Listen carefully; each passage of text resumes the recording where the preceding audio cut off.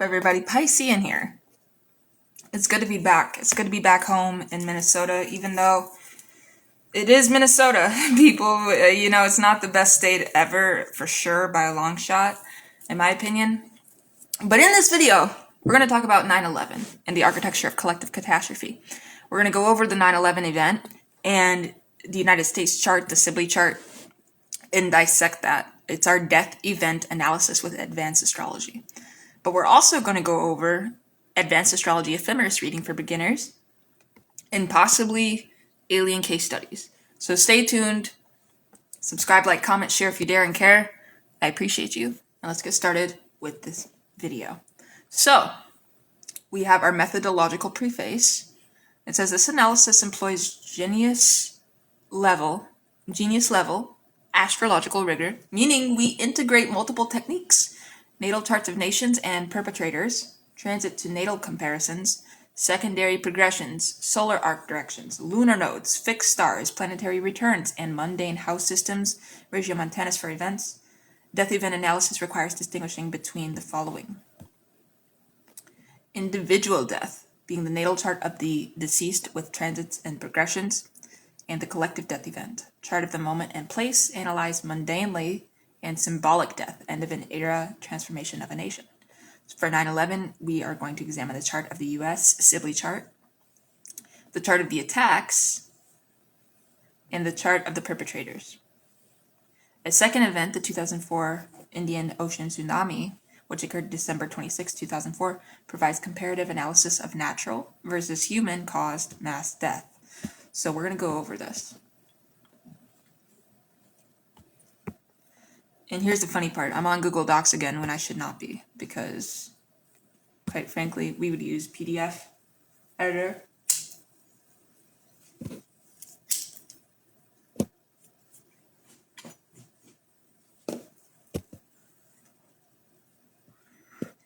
We're just waiting for this to load up.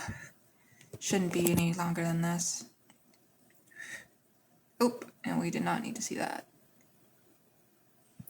Alrighty. Sorry about this delay, guys. Your girl is a little bit drunk at the moment and forgot that we should be on PDF editor and not Google Docs, because fuck Google. Google my Google. Joogle. Does that even make sense? No. Alright. Anyways.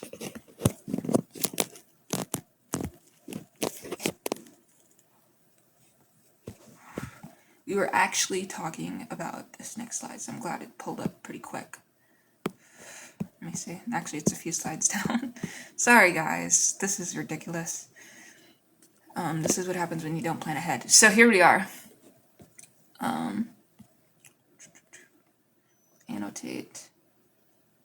Size. All right, and we're back. So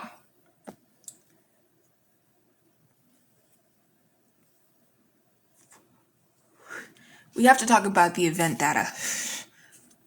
We have to talk about the date, the time, the location, and the chart type. 8:46:30 a.m. EDT. First impact is the North Tower. This happened September 11th, 2001 in New York City, New York, with the exact coordinates. Chart type is mundane event, regiomontanus house system. All right? That's very important.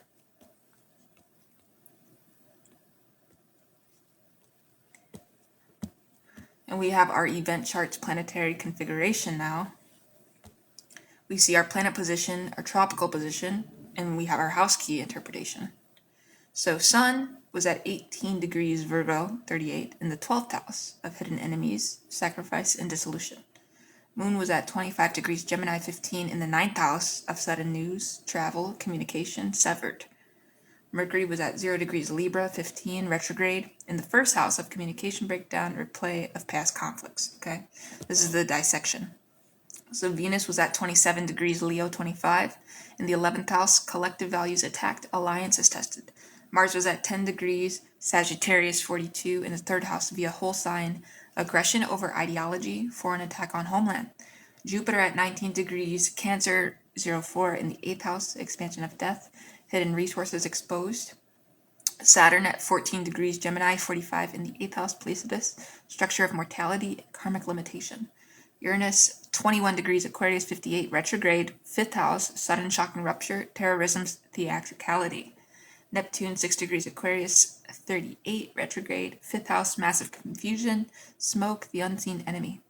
Pluto, 11 degrees Sagittarius, 58, 3rd house, transformation through communication, radical ideology. All right, so now that we have our event chart's planetary configuration, we can go on to our genius level rigor, the critical signatures.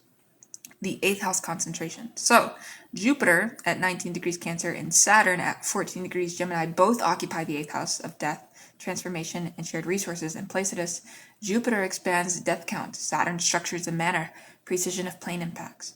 Jupiter in Cancer, mass casualties involving a mother symbol, the World Trade Center as economic motherland. Saturn in Gemini, collapse of communication towards towers, right? Twin towers as twins. Gemini. Mercury retrograde in Libra at the ascendant. Mercury at 0 degrees Libra, retrograde conjunct the ascendant, rising at 0 degrees Libra, 21, a near exact conjunction. Libra rules partnerships, treaties, balance. Retrograde motion indicates a replaying of old wounds, specifically the 1993 WTC bombing, Mercury retrograde then as well. The ascendant in Libra shows the attack as a direct assault on America's identity as a diplomat negotiator. 0 degrees, critical degree, a point of crisis, all right? Mars-Pluto mutual reception via Sagittarius. Mars at 10 degrees Sag, Pluto at 11 degrees Sag. They are not in exact conjunction, 1 degrees orb, but in mutual reception by sign, both in Sag ruled by Jupiter. This is a signature of ideological holy war. Sag rules foreign lands, religion, long-distance travel, flights. Mars, violence, and Pluto, mass death, and the sign of the archer, the weapon of choice. The planes as arrows. Right, fixed signs of catastrophe. The ascendant, 0 degrees Libra, aligns with Spica, critical point of 29 degrees Virgo. All right. Spica brings fortunate but violent change. Here, the violence of rebirth. The midheaven, 7 degrees Cancer, opposes Capella, 7 degrees Gemini. Capella is the shepherd star, but in hard aspect indicates fallen protectors. Mars at 10 degrees Sag, conjunct Antares, 9 degrees Sag, the most significant fixed star for mass death. Antares is the heart of Scorpio in the constellation Scorpius, a red supergiant known as the rival of Mars. Mars on Antares is war, fire, blood, mass casualty. This is a signature of a terrorist attack involving fire and planes. Sagittarius is flight, it's movement. Lunar nodes. All right, Rahu, also known as the north node, the point of the moon, at 11 degrees Cancer in the 8th house. In Ketu, the south node, at 11 degrees Capricorn in the 2nd house. So south node, Capricorn in the 2nd house is national resources, money. The attack was aimed at the economic heart, and north node in Cancer in the 8th, the collective must move toward emotional security through shared vulnerability. Now we look at the transits to the USA Sibley chart. Transit aspect interpretation, all right? So we see Sun, the USA Sun, the Moon, the USA's Moon, USA's Mars, and the USA's Ascendant. So USA's Sun is 13 degrees Cancer, Saturn's at 14 degrees Gemini, square was exact, national identity was crushed, limitation of sovereignty. Moon at 18 degrees Aquarius, Uranus at 21 degrees Aquarius, conjunct 3 degrees, sudden shocking wound to the collective psyche. Mars at 22 degrees Gemini, and Pluto at 11 degrees Sag, opposition, 11 degrees orb, but applying foreign transformation through violence. The ascendant, 13 degrees Sag, Mars at 10 degrees Sag, conjunct 3 degrees, physical body of nation attacked, war declared on the homeland. The most potent is the transiting Saturn squared USA Sun. Saturn returns to the USA Sun, happens every 29 years. The last was 1975, fall of Saigon. A square 90 degrees is harsher, a crisis of purpose. All right, transiting Uranus, conjunct USA Moon, it's the emotional body of America being electrocuted. So we look at Osama bin Laden's natal chart. Without the time though, we used the noon chart. So exactly 12 on a dot.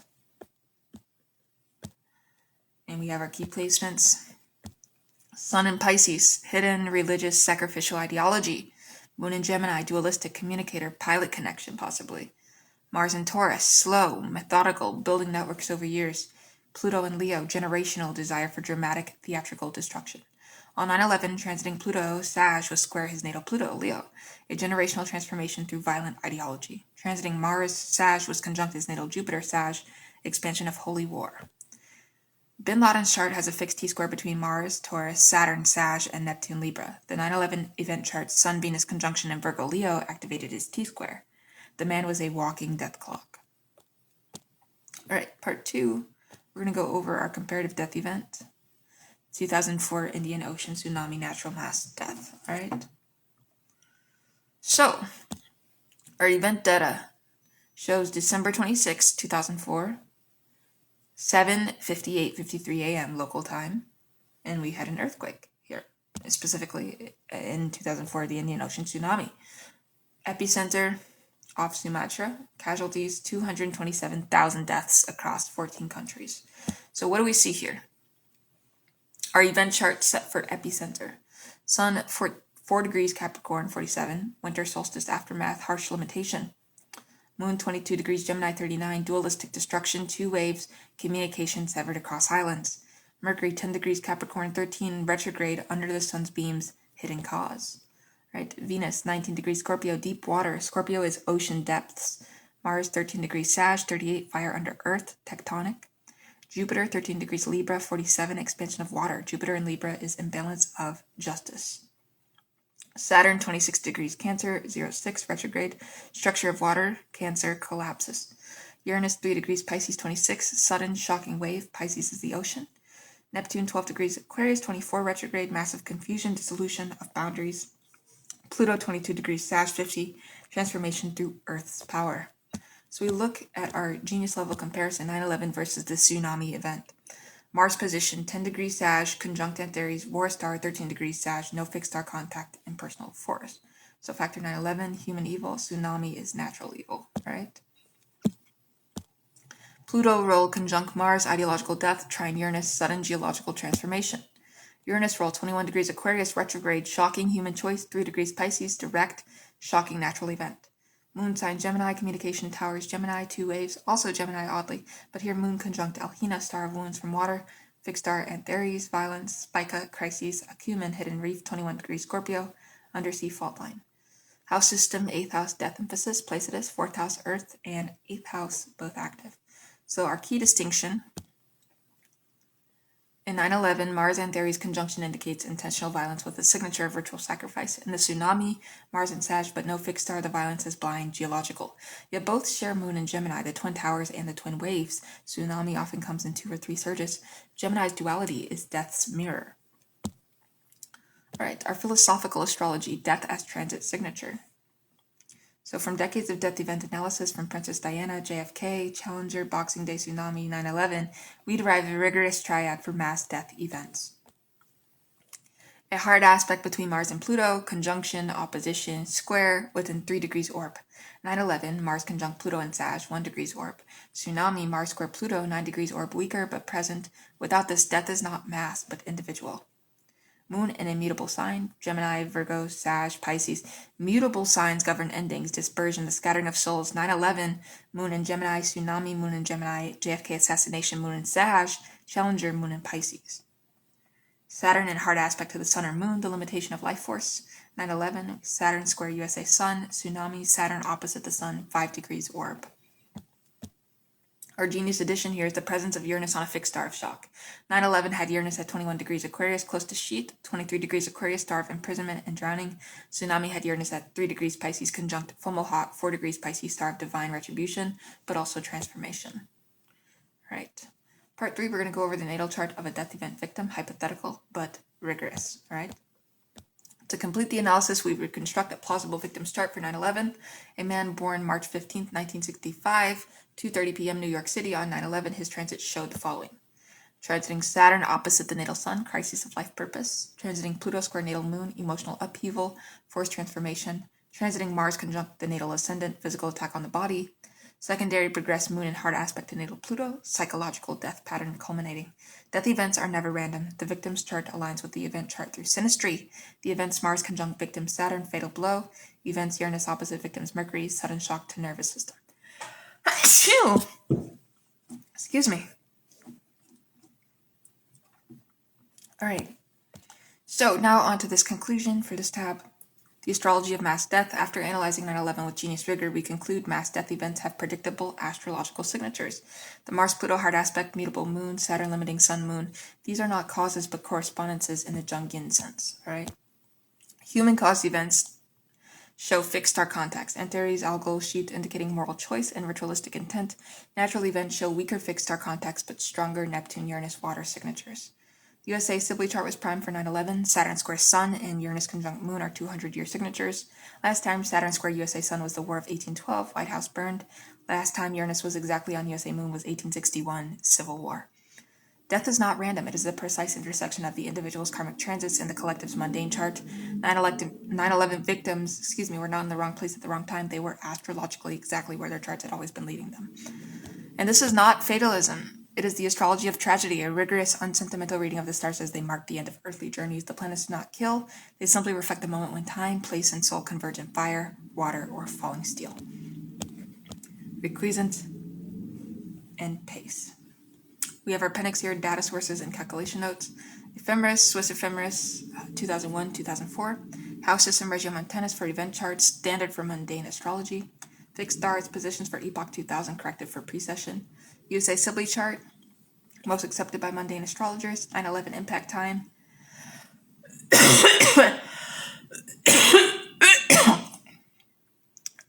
Excuse me. Tsunami earthquake time. And this analysis is for astrological research and philosophical inquiry. Only no claim to scientific causation is made. All right. Now let's talk about advanced astrology ephemeris reading for beginners. What is an ephemeris? An ephemeris, plural ephemerides, is a table of celestial positions, a time map of the planets. For astrologers, it is as essential as a stethoscope to a physician. Before astrology software, every serious practitioner calculated transits, progressions, and returns by hand using an ephemeris. Learning to read one gives you a visceral, intuitive grasp of planetary motion that clicking an app never can give you. For this, when this guide treats the ephemeris as a living document, you will learn to see not just positions, but the narrative of the sky. First, we're going to start with the anatomy of an ephemeris page. But before we get started, I'm going to grab a drink and be right back.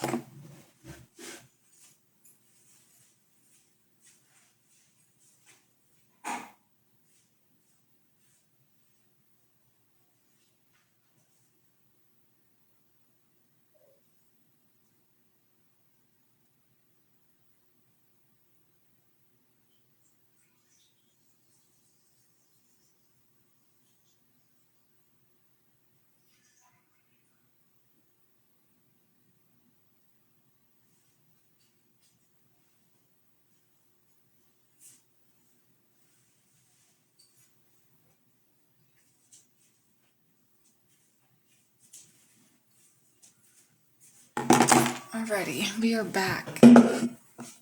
Back and better and ready. Alright, let me just clear out my table.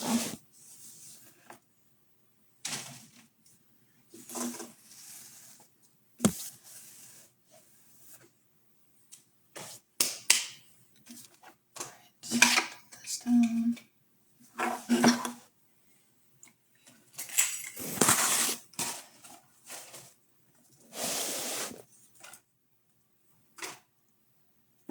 Alrighty.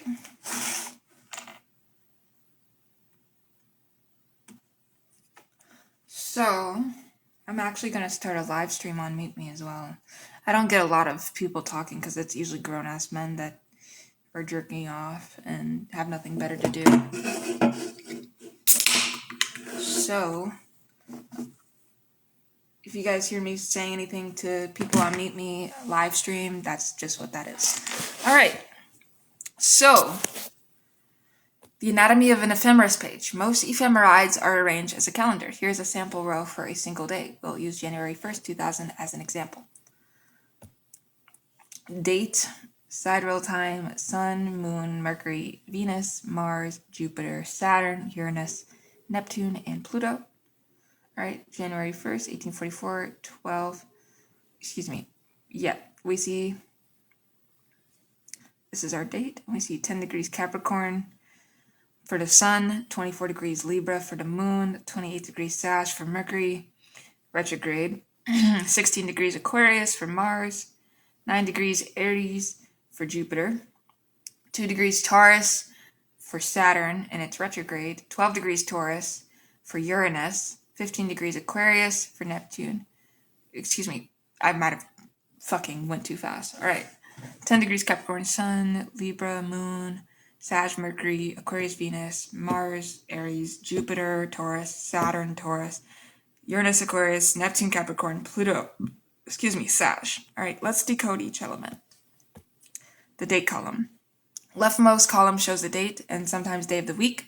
Each row is 1 day at 0 hours Universal Time, UT, midnight in Greenwich, England. If you are in New York, UTC 5 in winter, the ephemeris positions correspond to 7 o'clock p.m. the previous evening. All right?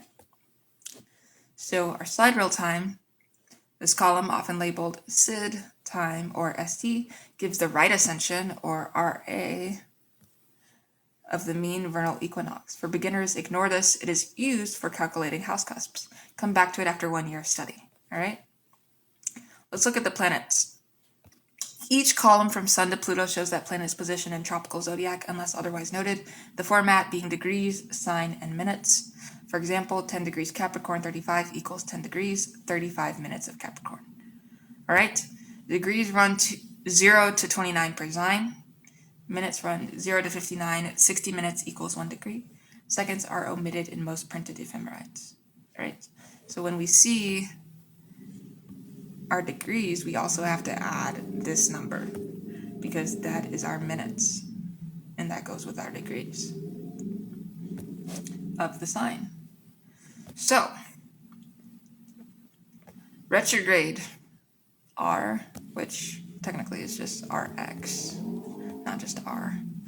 And direct, which we'd say stationary direct, so SD, not just D. All right, so in R or RX next to a position means the planet is moving backward through the zodiac, apparent motion. AD or SD means direct, forward, or if you see nothing there next to what was already interpreted. If you don't see an RX, an R, or a D, or an SD, it means the planet is going forward. AB for stationary retrograde, or S stationary direct, stationary retrograde is RX, so this is wrong. I'm sorry about that, guys. It's RX, stationary retrograde. And it marks the day the planet appears to stop and change direction. In our critical insight, when a planet stations, slows to a stop before turning, its influence is intensely concentrated like a held breath before a shout. All right? Part 2 is reading the sun's motion, the backbone of the ephemeris. Sun moves approximately 1 degree per day, actually 0 degrees 59.08 on average. We watch the sun column over a month with the date and sun position. So for example, we have January 1st, January 2nd, and January 3rd. We see January 1st, 10 degrees Capricorn 35, January 2nd, 11 degrees Capricorn 36, January 3rd, 12 degrees Capricorn 37, all right?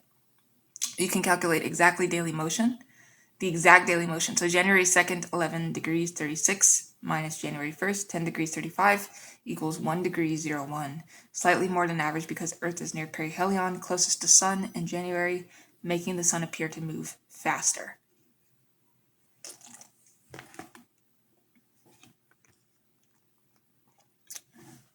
So, our beginner exercise is to turn to any page in an ephemeris for 10 consecutive days, subtract each day's sun's position from the next. Write down the daily motion. Notice it varies between 0 degrees 57 and 1 degree 02. Alrighty, let's talk about the moon. The speeding messenger. The moon moves fastest, believe it or not, about 12 to 15 degrees per day. Compare two rows. We see January 1st and January 2nd. January 1st, we see 24 degrees Libra 17, and January 2nd, 7 degrees Scorpio 42.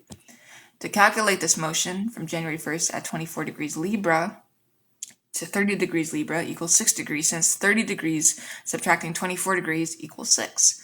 Then from 0 degrees Scorpio to 7 degrees Scorpio equals 7 degrees, total 13 degrees 25. 6 degrees plus 7 degrees equals 13 degrees, plus the 25 minutes. The moon changes its sign every 2.5 days. Watching the moon column teaches you lunar phases intuitively. New moon, sun moon, same sign degree. First quarter, 90 degrees apart. Full moon opposite. last quarter 270 degrees. Our genius tip is the moon's speed affects its orb for transits. A fast moon, 15 degrees out of half the day, aspects a planet for only a few hours. A slow moon, 12 degrees out of half the day, can linger for half a day. Learn to read the moon's daily motion column. Some ephemerides provide it as moon speed. All right, so that's what we're looking for. Retrograde planets, the backward dance. A retrograde planet is marked with R, or like I said before, RX. We look at Mercury in the sample, 28 degrees Sag, 41 RX, and that would mean Mercury is moving backward through Sag. How do we read retrograde motion? Over several days, we see January 1st, let's say 28 degrees Sag, 41 is retrograde. January 2nd is 27 degrees Sag, 55 retrograde, decreasing degrees. January 3rd, 27 degrees Sag, 27 degrees Sag, 10 R. January 10th, we see 24 degrees Sag, 30. It's still retrograde, but it's still decreasing. And then one day it stops, stationary direct, and begins increasing. 24 degrees Sagittarius, 31 direct, 24 degrees Sag, 32 direct, etc. So our critical rule is retrograde planets move backward in longitude, decreasing degrees, and direct planets move forward, increasing degrees. Our beginner exercise is to find a planet within R, copy 5 consecutive days of its position, note the degree numbers, do they go down? That's retrograde. Then find the day it turns direct, where there's no R or no D, just a degree, and that's the station, right? Let's talk about ingresses when planets change sign. An ingress is when a planet moves from one zodiac sign to the next. The ephemeris makes this obvious. March 19th, for example, we see 29 degrees Pisces, 15. March 20th, we change to 0 degrees Aries, 01, and then March 21st, 1 degrees Aries, 05. So March 20th is the vernal equinox. Sun enters Aries. You can spot every ingress by watching for 0 degrees of a new sign. For outer planets, Jupiter to Pluto, ingresses happen only once every 1 to 20 years. When Jupiter enters a new sign, that year's collective themes shift dramatically. Ephemeris reading lets you see these shifts coming months in advance. All right. I think we have a few more left to go over. And this is a pretty long one for me because I actually want to help you guys understand astrology. So, aspects. The hidden geometry in ephemeris does not draw aspects for you. You must see them. With practice, you can glance at a row and instantly spot the following.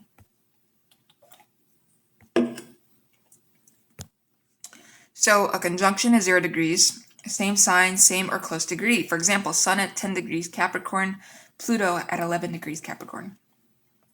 Opposition is 180 degrees. Opposite signs, close degree. For example, Sun at 10 degrees Capricorn, Moon at 10 degrees Cancer.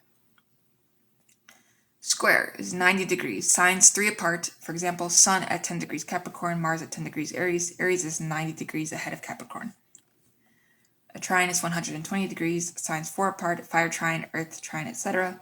For example, Sun 10 degrees Cap, Jupiter 10 degrees Virgo. Virgo is 120 degrees ahead. Actually, Cap to Virgo is 150 degrees, so no. What's better is Capricorn 10 degrees to Taurus. 10 degrees is 120 degrees. Cap to Taurus is 4 signs. Cap, Aquarius, Pisces, Aries. No, that's 90. Let's correct.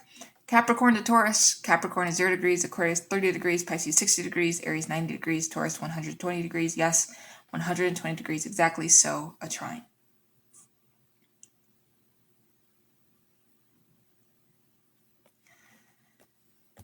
Our beginner trick. Print a 360-degree zodiac wheel. Place a transparent overlay with a ruler, but faster learn the sign-based aspect rule. Same sign is 0 degrees conjunction. 2 signs apart. For example, Aries to Gemini is 60 degrees sextile. 3 signs apart, 90 degrees square. 4 signs apart, 120 degrees trine. 5 signs apart, 150 degrees quincunx in conjunct. And 6 signs apart, 180 degrees opposition. The minutes matter for tightness. A square with a 2 degrees orb, for example, 10 degrees Capricorn and 12 degrees Aries is strong. A square with 8 degrees orb is weak. Each day, pick 3 planets from the ephemeris and calculate the exact aspect angle. Use this formula, convert both positions to absolute degrees. 0 degrees Aries equals 0, 30 degrees Taurus equals 30, etc. Subtract, take absolute value, then modulo 360. If the result is near 0, 90, 120, or 180, you have an aspect. Ephemeris types: midnight versus noon, geocentric versus heliocentric. All right, midnight. 0000 UT versus noon. 12 exact UT. So midnight ephemeris, most common positions given for 0 hours UT, best for transits because most people's daily life aligns with midnight UT as a reference point.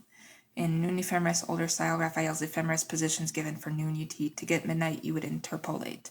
Not recommended for beginners. And we have our geocentric versus heliocentric. Geocentric is Earth-centered. Standard astrology shows planets as seen from Earth. We use this. Heliocentric is sun-centered. We use in specialized research heliocentric astrology. We ignore this until we are advanced. All right. Tropical versus sidereal zodiac. Tropical is Western astrology, equinox-based. Most ephemeris are tropical. Sidereal is Vedic astrology, fixed star-based. If your ephemeris says sidereal or Lahiri, that is for Jyotish. For beginners, use a tropical, geocentric, midnight ephemeris. The Michelson or ACS publications are industry standards. All right. Let's go through our practical exercise. Read a week of transits. Take any week from an ephemeris. Do the following. Write down the Sun, Moon, Mercury, Venus, Mars. Note any retrograde markers. Compare Moon position to day 1. How many degrees did it move? Did it change sign? If it entered a new sign, what emotional shift might that bring collectively? Find any planet at 29 degrees, anaretic degree. Planets at 29 degrees are about to ingress. Their energy is intensified and unstable. Identify all retrograde planets. Count them. If Mercury is retrograde, note the degree and sign it will re-enter when it goes direct, the retrograde loop. All right. Look for outer planet aspects. Is Jupiter square Saturn? Jupiter in Taurus, Saturn in Aquarius. Taurus to Aquarius is 90 degrees. Taurus to Leo is 90 to Scorpio 180 to Aquarius 270. Wait, Aquarius is 270 degrees ahead of Taurus. That's a square. 270 equals 90. The other way, yes, square. Calculate the orb. Find the moon's next aspect to a personal planet. Use the lunar speed to estimate what time that aspect will perfect. Summarize the week's astrological weather in 3 sentences, then compare to actual news events from that week. You are now reading the ephemeris at an advanced beginner level.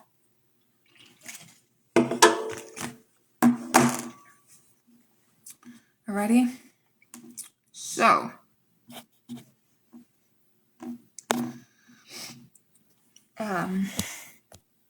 common mistakes and how to avoid them. Reading 0 degrees of a sign is nothing. 0 degrees is a critical degree, especially Aries, Cancer, Libra, Capricorn, cardinal signs. It is a point of initiation, not emptiness. Ignoring minutes. A 1 degrees orb is 60 minutes. If 2 planets are at 10 degrees exact and 10 degrees 59, that's still a conjunction. 59 orb, minutes matter. Forgetting that retrograde planets revisit degrees. When a planet turns direct, it will pass back over degrees it retrograde through. That's a second hit, often when events manifest. And using the wrong house system for transits. Ephemeris gives planetary positions. You need a separate table of houses or software to know which house each planet is transiting. The ephemeris alone does not tell you houses, right? Treating the ephemeris as static. The ephemeris is a movie. Read it like a timeline. Watch the patterns unfold over months. Progressions and returns. The advanced leap. Once you can read a daily ephemeris fluently, you are ready for secondary progressions. 1 day after birth equals 1 year of life. You need an ephemeris to calculate the progressed planets for any age. For example, a person born January 1st, 1990 at age 30, year 2020, has progressed positions from January 31st, 1990. Solar and lunar returns. The moment the sun returns to its natal position each year, you use the ephemeris to find that exact date and time. Planetary returns. Jupiter, Saturn, Uranus, Neptune, Pluto. Rarer, you need an ephemeris spanning decades. So, genius level ephemeris reading means you can close your eyes and visualize the motion of the planets over a century. The waves of retrogrades, the slow crawl of Pluto through a sign, the rhythmic dance of Mars and Venus. The ephemeris becomes not a table, but a music score. Alright, now we are going to conclude here. I'd say you should order a paper ephemeris. Michelson's The American Ephemeris for 2000 through 2050 is excellent. Spend 10 minutes each morning and look at today's row. Note the moon sign, note any retrograde planets, note one aspect. Within 3 months, you will read the skies naturally as the clock tells time. The ephemeris is not just a tool, it is the grammar of celestial narrative. Master it, and the stars speak directly to you. The planets never stop moving, neither should you. Wow, it has things a little bit differently than I had them in the Google Docs. I think that's one of the reasons I was on Docs.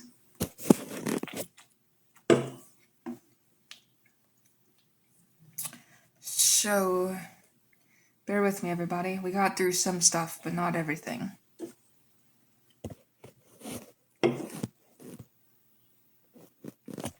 So, I wanted to talk about aliens.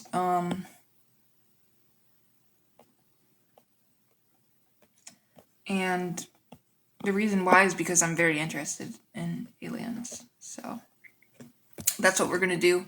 We're going to go over some case studies. It does say volume 3 here, but I haven't talked about... Let me see, I'm just making sure. I'm pretty sure I haven't talked about that.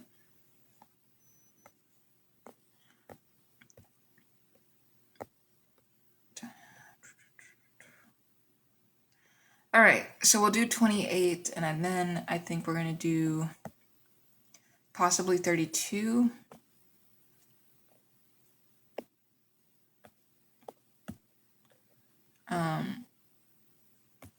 Because I wanted to talk about...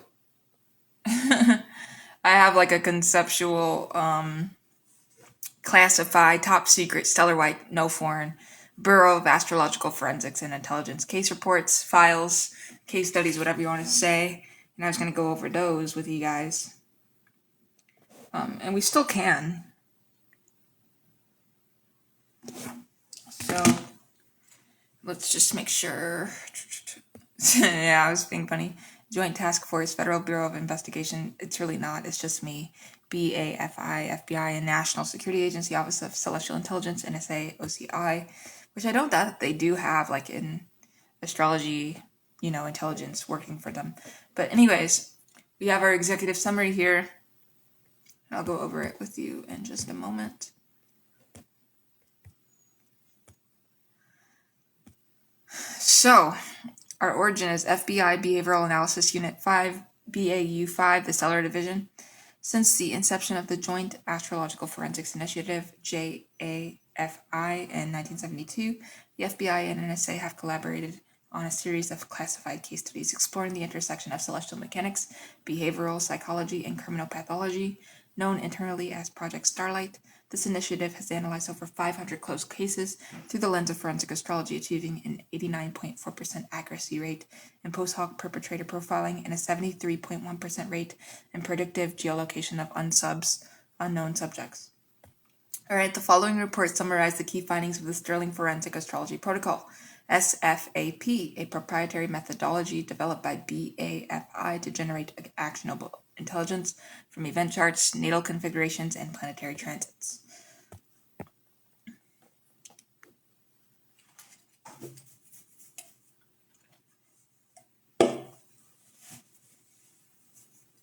So, first we're going to talk about our criminal profiling report in our case file, the Zodiac Conspiracy Celestial Signature Mapping of the Unsub, 1968 through 1974. So, the Unsub, known as the Zodiac Killer, remains the FBI's most enduring cold case.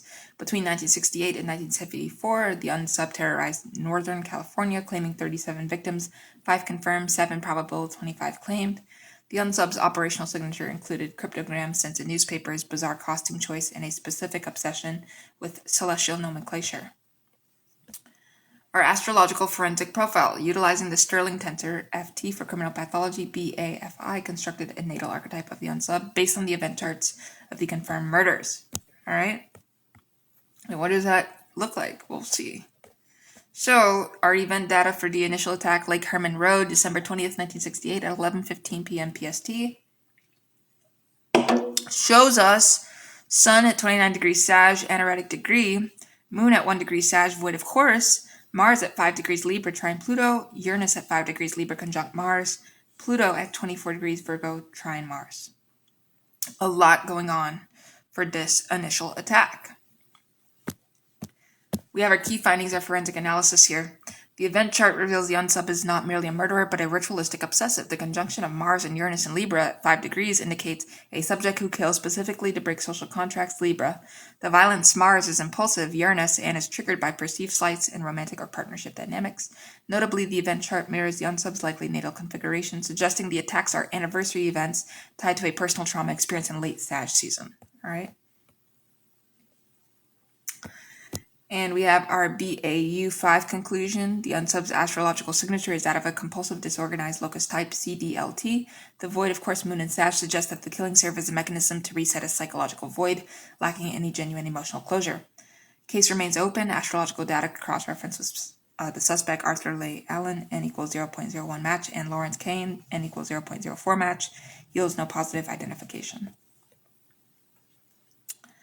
All right, now let's talk about the Milwaukee cannibal, post-conviction anatomical and astrological necropsy. Jeffrey Lionel Dahmer was born May 21st, 1960, and he murdered 17 men between 1978 and 1991. This post-conviction report analyzes the correlation between his natal chart and his specific paraphilias, necrophilia, cannibalism, preservation of body parts. He was born, like I said, May 21st, 1960 at 4 p.m. CST exact in Milwaukee, Wisconsin. So, what do we see? Sun at 0 degrees Gemini in the 9th house, square Pluto. Moon, 5 degrees Aries in the 6th house, conjunct Saturn. Mars, 20 degrees Pisces in the 5th house, square Neptune. Pluto, 4 degrees Virgo in the 11th house, square Sun. Saturn, 19 degrees Capricorn in the 2nd house, conjunct the Moon. The necrotic index. The Sterling Necrotic Index, or SNI, measures the potential for paraphilic violence based on the synastry of Mars, Pluto, and the 8th house. Dahmer's SNI registers at 0.97, 1.0. So, Sun square Pluto, 0 degrees Gemini versus 4 degrees Virgo, represents a fundamental crisis of identity. The self, Sun, is in constant battle with the power of death and transformation. Pluto often manifests as a pathological need to control the other, literally preserving them to prevent abandonment. Mars and Pisces square Neptune. The action planet Mars is in the sign of dissolution, Pisces. Square the planet of illusion, Neptune. This generates a desire to merge with the victim, blurring the line between self and other, a classic marker for cannibalistic urges. And we conclude, Dahmer was not a lust killer in the traditional sense, Mars and Aries, Scorpio. He was a disorganized, possessive, necrotic, DPN. The Martian energy in Pisces wanted to escape the physical self by absorbing the physical other. His chart is a textbook case of the Plutonian abyss.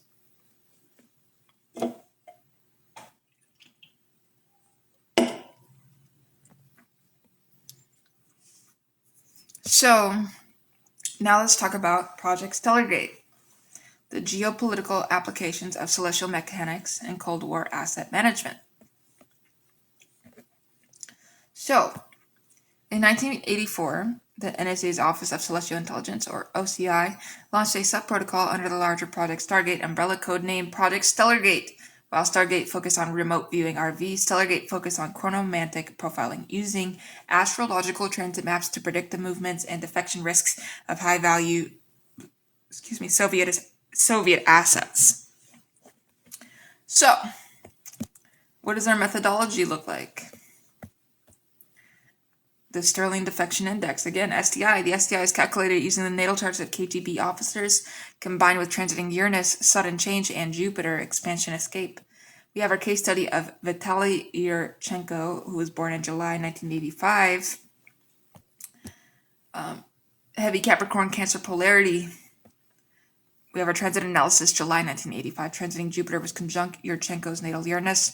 Transiting Pluto was squaring his midheaven, public standing. Prediction on 1985, 7/28, the NSA OCI predicted a radical change in allegiance, RCA, with 87% certainty for a specific asset in Rome. Outcome, Yurchenko defected to the U.S. on August 1st, 1985. However, the SDI also predicted a reversion to origin RTO due to an upcoming Saturn return in his 12th house. So, the outcome here is Yurchenko redefected to the USSR in November 1985. Stellargate chronomantic profiling accurately predicted both the defection and the return of the asset, a feat which conventional psychological profiling failed to anticipate. We're almost finished here, actually. Just a few pages left. And then I'm going to conclude this video because my neighbors are going to be loud today, it sounds like. So, let's talk about the hijacker synastry grid, celestial signatures of the 9/11 attacks, even though we just talked about 9/11. In the aftermath of 9/11, NSA OCI conducted a retro synastry analysis of the 19 hijackers. Utilizing the terror cell synastry coefficient, TCSC, analysts discovered a non-random clustering of planetary energies. All right, Pluto clustering. 17 of 19 hijackers had Pluto in the late degrees of Virgo or early Libra, a window of 6 months in 1975 through 76. Mars-Uranus hard aspects. Over 80% of the hijackers had a hard aspect square opposition between Mars, violence, and Uranus, shock, surprise in their natal charts. Composite chart. The composite chart of the 19 hijackers showed a fixed grand cross involving the Sun, identity, Mars action, Uranus disruption, and Pluto transformation. In our original conceptual work is the martyrdom coefficient. The OCI developed the martyrdom coefficient, MC, to identify individuals predisposed to sacrificing biological viability for ideological impact. A high MC requires a transiting Neptune, idealism, dissolution, conjuncting the natal Rahu, North Node, destiny. All right? Hopefully this makes sense. And we conclude, we see the synastry grid indicated that the hijackers were not merely a random group of extremists, but a celestially congruent attack cell, CCAC, celestially congruent attack cell. Charts were tuned to the same frequency of Plutonian transformation, making them highly resilient. Highly resilient to psychological operations, psyops, that would normally disrupt a terror cell. All right. So now we're going to go over our operational manuals, the Sterling protocols. The following appendices are the intellectual property of the FBI NSA Joint Task Force. I'm obviously joking around. I'm joking. This is all conceptual. I made it myself. Interclassified Stellar White. Appendix A is the Sterling Forensic Astrology Protocol, SFAP, 7-step analysis. All right, so we're going to go over these. We have our event chart rectification, or our ECR, whatever you want to say. Calculate the exact chart for the moment of the crime, time of death, time of last sighting, or time of 911 call. Use a side real-time correction factor, STCF, to adjust for location-specific house cusps. All right? Natal archetype reconstruction, working backwards from the event chart, reconstruct the likely natal placements of the unsub. For example, a crime event featuring Moon conjunct Pluto and Scorpio suggests the unsub has a natal Sun in Leo or Aquarius. And then we see the 8th house analysis, analyze the condition of the 8th house death transformation in the event chart. Malefics, Saturn, Mars in the 8th indicate a financial sexual motive. Pluto in the 8th indicates a ritualistic serial component. Lunar phase mapping, determine if the moon was waxing, increasing, or waning, decreasing at the time of the crime. Waxing crimes are often building, torture, kidnapping. Waning crimes are release, dump sites, and suicide. Void of course assessment, if the moon was void of course, or VC, VOC during the event, the crime was likely chaotic or spontaneous. If the moon was not VOC, the crime was likely planned and or staged. And you know what's really funny? No hate to Ice Spice, but it's like, I could tell that shit was staged. She did not get her ass beat in a McDonald's. She fucking had her best friend come up to her and try to play like she was going to beat her ass or something. No celebrity actually goes to a fast food restaurant without security, let alone walk in there. It doesn't happen. And people are saying, oh, I feel so bad for Ice Spice. Bitch, that's her friend. That's her friend. I can tell that shit was staged. She has Sun in Capricorn. She wants money. She had an Ice Spice meal with McDonald's. Why wouldn't she want to make more money with them? Think about it. People don't have critical thinking skills anymore. They're just so fucking retarded. Fucking retards. So, and even if it was real, let's just say it was real. Let's just say a fucking celebrity with millions and millions of views, millions and millions of followers, was retarded enough to walk into a McDonald's without security and get her ass beat or try to beat this other girl's ass, whatever. It doesn't even make sense. It sounds staged. Would you see Miley Cyrus go into a McDonald's and get her ass beat, or would it be staged? It would be staged to promote McDonald's. Anyways, though, people are retarded and stupid, so. Fixed star calibration. Cross-reference the exact degree of the ascendant, midheaven, and the part of fortune with the 15 Bahenian fixed stars. For example, Algol on the ascendant suggests beheading, head trauma. And we have the Sterling tensor application. Input all variables into the Sterling tensor equation to generate a unsub likelihood score, ULS, for the suspect pool. Alrighty. Now, Appendix B. Excuse me, everybody. We have glossary of forensic astrological terms. Part of homicide is the ascendant, adding Mars, subtracting Saturn. We calculate the area of life that the violence was meant to quote-unquote fix. Via combusta, the burning path, the zone between 15 degrees Libra and 15 degrees Scorpio. Planets located here in an event chart indicate a magical or occult component to the killing.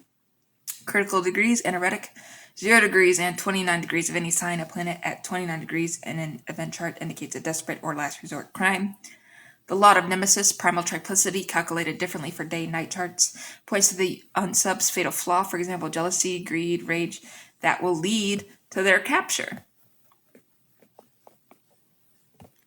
And we have our conclusion here. The BA, FI, and NSA OCI maintain that the use of forensic astrology is an ancillary intelligence tool rather than a primary source of evidence, while the Sterling protocols have demonstrated statistical validity in post-hoc analysis. P being lesser than 0.05, the Bureau acknowledges that astrology is not admissible in federal court, Daubert standard, and serves strictly as a framework for generating investigative leads. All information contained herein is for official use only. Unauthorized dissemination of the Sterling tensor or the necrotic index is a violation of section blah, blah, blah, blah, blah. Whatever. Just made it for my fans on YouTube. All right. With peace and love, Piscean out. I will see you in the next one, probably doing a movie commentary. I'll see you there.